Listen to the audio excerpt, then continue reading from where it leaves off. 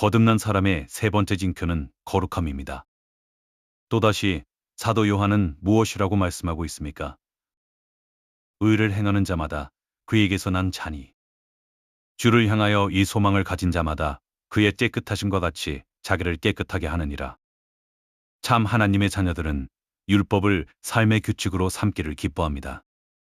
율법은 그들의 마음에 거하고 있고 그들의 마음에 기록되어 있습니다. 아버지의 뜻을 행하는 것은 그들의 양식이자 음료입니다. 그들은 거짓 그리스도인들이 불평하며 운운하는 종의 영에 관해 알지 못합니다.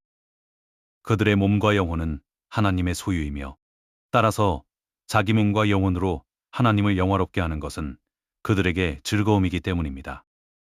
그들은 주님과 같은 성품과 기질을 담기를 원하는 마음에 항상 줄이고 목마릅니다. 그들은 단지 막연하고 모호하게 그것을 원하고 바라는 것으로 만족하지 않습니다. 그들은 삶 전체가, 즉 그들의 생각과 말과 행동이 온전히 거룩하게 되도록 힘씁니다. 그들의 마음은 항상 이렇게 기도합니다. 주여, 우리가 무엇을 하기를 원하시나이까? 그리고 그들의 일이 하나님의 요구에 미치지 못할 때면 슬퍼하고 애통하며 그들이 무익한 종이라는 사실로 인해 날마다 슬퍼합니다. 사랑하는 여러분, 거룩한 삶이 없는 곳에는 성령의 역사도 많지 않다는 사실을 기억하시기 바랍니다. 거듭남의 네 번째 징표는 영적인 마음입니다. 바울은 골로새 교회를 향해 다음과 같이 말씀합니다. 그러므로 너희가 그리스도와 함께 다시 살리심을 받았으면 위의 것을 찾으라. 거기는 그리스도께서 하나님 우편에 앉아 계시느니라. 위의 것을 생각하고 땅의 것을 생각지 말라. 이는 너희가 죽었고 너희 생명이 그리스도와 함께 하나님 안에 감추었음이니라.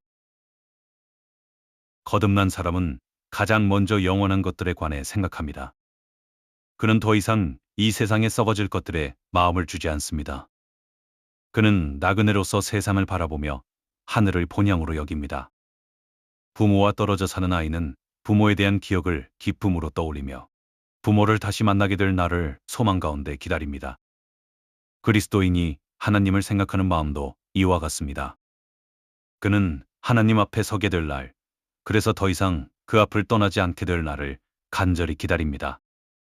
그는 주위에 있는 쾌락과 즐거움에 마음을 두지 않습니다. 그는 육에 속한 것들을 생각하지 않으며 성령에 속한 것들만을 생각합니다.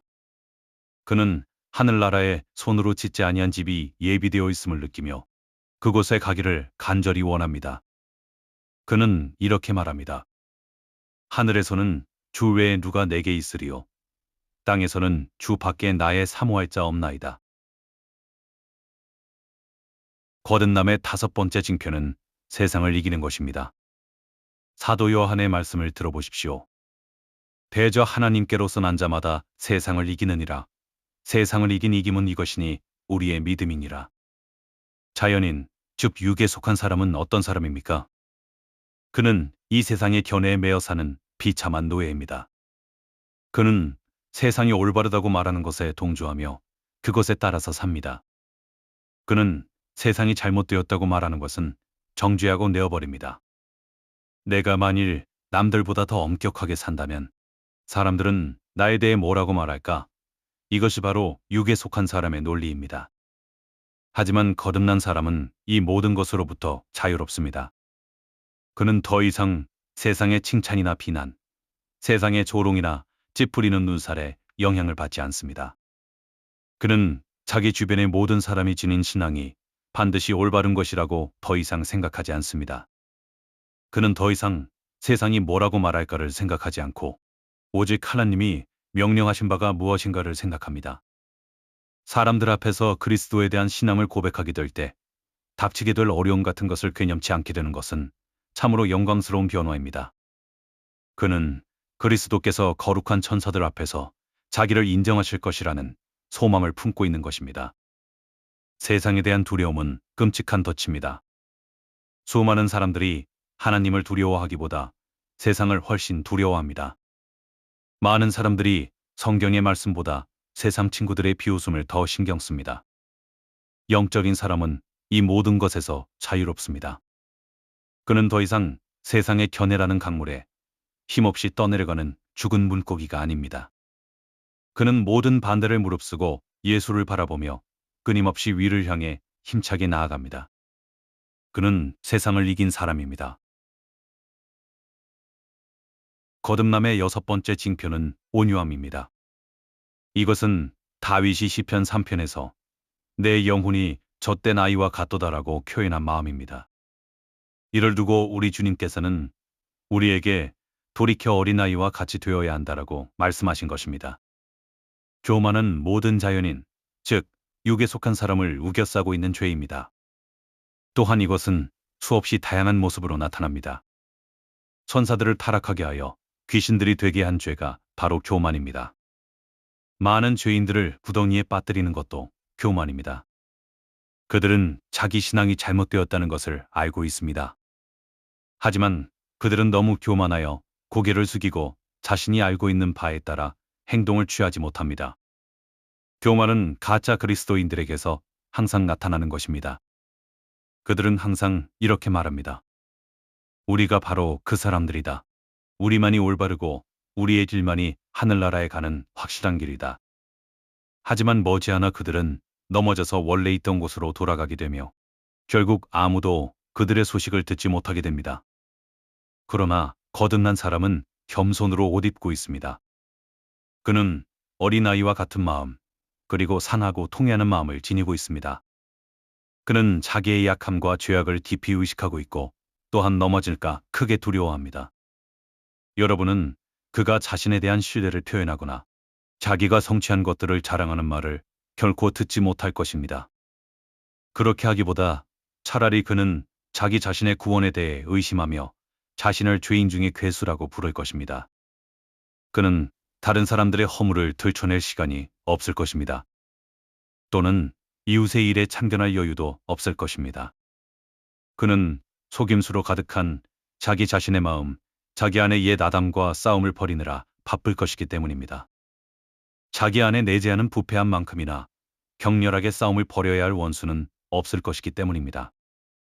다른 교회들에서 허점을 찾으며 자기 자신을 제외한 모든 사람의 영혼의 상태에 대해 이야기하는 사람을 보면 저는 항상 이런 생각을 합니다. 저 사람 안에는 성령의 역사가 없구나. 그리고 이와 같은 겸손과 연약함에 대한 의식은 하나님의 자녀들을 기도의 사람으로 만듭니다.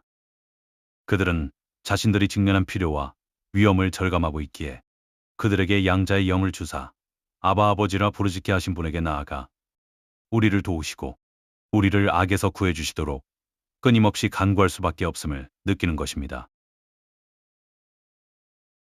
거듭남의 일곱 번째 징표는 모든 은혜의 수단들을 사용하기를 크게 즐거워한다는 것입니다. 베드로는 첫 번째 서신에서 다음과 같이 말했습니다. 갓난아이들 같이 순전하고 신령한 자들 사모하라. 이는 이로 말미암아 너희로 자라게 하려 함이라. 같은 마음으로 다윗도 이렇게 말했습니다. 주의 궁정에서 한 날이 바른 곳에서 첫날보다 나은즉 악인의 장막의 거함보다 내 하나님 집에 문지기로 있는 것이 좋사오니. 이 문제에 있어서 본성의 상태와 은혜의 상태 사이에는 얼마나 큰 차이가 있는지 모릅니다. 본성의 상태에 있는 사람도 종종 경건의 외양을 지니고 있고 신앙의 의무를 소홀히 여기지 않습니다. 하지만 어떤 이유에서든 날씨나 건강이나 거리와 같은 것이 그에게 큰 장애가 됩니다. 그리고 너무나도 많은 경우 그에게 교회에서 보내는 시간이나 성경을 읽는 시간은 삶에서 가장 지루한 시간입니다. 하지만 사람이 거듭날 때 그는 은혜의 수단들의 실제를 발견하기 시작하는데 이는 거듭나기 전에는 느끼지 못하던 것입니다. 거듭나기 전에 안식일은 지루하고 지치는 날이었습니다. 왜냐하면 이는 그가 안식일을 어떻게 보내야 하는지 알지 못했기 때문입니다. 하지만 거듭난 이후에 안식일은 더 이상 지루한 날이 아니요 기쁨과 특권의 날이며 주님께 거룩한 날이며 또한 영광스러운 날입니다. 거듭난 이후에는 하나님의 집으로 가는 길에 서 있는 장애물들이 완전히 사라져버립니다. 저녁 약속이나 나쁜 날씨와 같은 것들이 더 이상 그를 집에 붙잡아 두지 못합니다. 그는 하나님의 집에 가지 못하는 일에 관해 변명을 늘어놓는 것을 더 이상 즐겨하지 않습니다. 설교를 듣는 일은 거듭나기 이전보다 수천 배나 흥미롭게 느껴집니다. 차라리 죄인이 자신이 재판받는 법정에서 무관심하게 되거나 잠이 들 망정, 거듭난 사람이 설교 듣는 일을 지루하게 느끼는 일은 없을 것입니다. 그리고 무엇보다도 성경은 그에게 새로운 책이 될 것입니다. 한때 성경을 읽는 일은 아주 무미건조한 일이었습니다. 어쩌면 성경을 좀처럼 읽지 않아서 그의 성경은 한쪽 구석에서 먼지만 쌓이고 있었을 것입니다. 하지만 이제 거듭난 사람은 성경을 진정한 삶의 양식으로 여기면서 부지런히 읽고 살펴보게 됩니다. 그는 성경의 많은 본문들과 말씀들이 마치 자신을 위해 쓰인 것처럼 느낍니다. 그에게는 다윗과 같이 고백하는 날이 많습니다. 주님의 입의 법이 내게는 수천의 금은보다 귀합니다. 마지막으로 거듭남의 8번째 징표는 다른 이들을 사랑한다는 것입니다. 사랑하는 자들아, 우리가 서로 사랑하자. 사랑은 하나님께 속한 것이니 사랑하는 자마다 하나님께로 나서 하나님을 알고 사랑하지 아니하는 자는 하나님을 알지 못하나니 이는 하나님은 사랑이심이라. 성령으로 난 사람은 이웃을 자기 자신처럼 사랑합니다. 그는 이 세상에 속한 이기심이나 무자비함이나 야비함을 알지 못합니다. 그는 이웃의 소유를 자기의 것처럼 아낍니다. 그는 그것을 훼손하지 않고 또는 그것이 훼손되는 것을 볼 때 방관하지 않습니다. 그는 이웃을 자기 자신처럼 아낍니다. 그는 자신이 그를 도울 수 있다면 어떤 어려움도 마다하지 않습니다. 그는 이웃의 인격을 자신의 인격처럼 소중히 여깁니다. 당신은 거듭난 사람이 이웃을 비방하는 말을 듣지 못할 것입니다. 혹은 거듭난 사람은 자신이 변호할 수 있다면 이웃이 거짓으로 비난당할 때 이를 가만히 듣고만 있지는 않을 것입니다. 그는 이웃의 영혼을 자기의 영혼처럼 사랑합니다. 그는 이웃이 하나님께 등을 돌리려고 할 때 그렇게 하지 마십시오라고 외치며 그를 막아설 것입니다. 이와 같은 사랑이 더욱 많아진다면 세상은 얼마나 복된 것이 되겠습니까? 복음이 내세뿐만 아니라 이 생에서도 가장 큰 위로를 가져다 준다는 사실을 사람들이 믿을 수 있다면 얼마나 좋겠습니까?